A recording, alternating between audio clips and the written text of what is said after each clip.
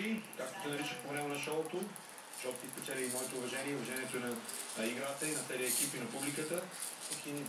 Трябва да направиш преносимо мониторче, което да има връзка с камерката, че да виждаш какво подявате.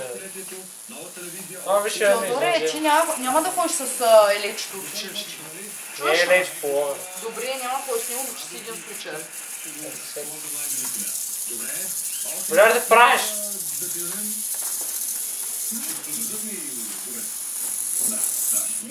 Живо! Живо! Аз ако ти си отговорен за терминаторите да ме завладеят.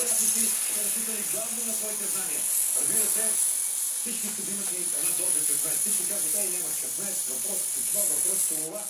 Затова ние по този начин... Аз не съм виновен, че той са такова... които ще участват в месец на 10 годишната на Треноград, като започнем по най-късметлийския начин. И тук поканихме... Пацан, въобще слушаш? Среща на късмета.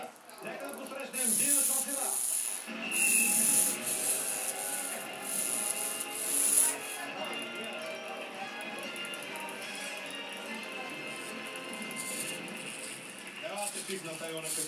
Кое е реално се едно, че е живо? Как се хваща? Амигел!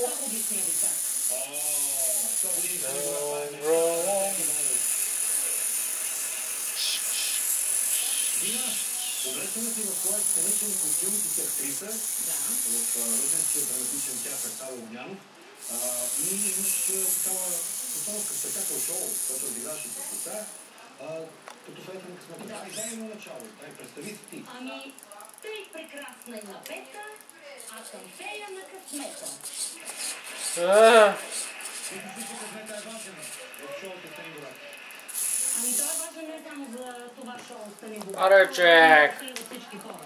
Малки, големи, не може да скъснеш. Аз ти желая успех. Ти разбра, че днес Мразата. 10 годишен юбилей на Треноград и вие ще бъдете привилегировани, защото ще имате право на един допълнителен жокер. Трите са основните жокер. 50 на 50 годишна приятел и помощ в публиката. Ето вижда ги пред себе си. Трите суми са същите, 500 и 3100 лева. И към тези три жокера